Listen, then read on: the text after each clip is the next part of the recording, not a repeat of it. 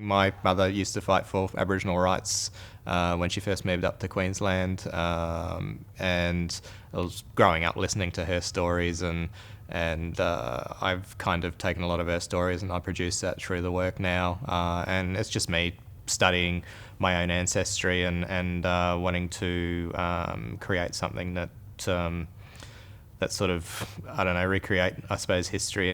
Yeah, I wanted to cover the explorers that come in before the English settlement. As far as recorded, that was the Dutch, Spanish, French and English were around about the same time.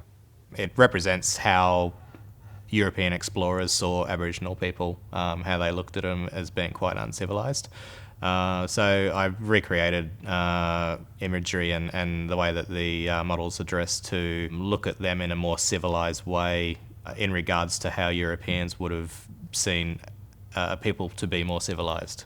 The way that the Aboriginal people lived in Australia, I mean, it well and truly was civilised, but it's how the explorers saw Aboriginal people through their own eyes and what made them civilised. Was it cultivating the land? Was it living in a built-up society? Was it the clothes that they wear, or was it how they looked and the colour of their skin? That is the question. How did they see them as being civilised?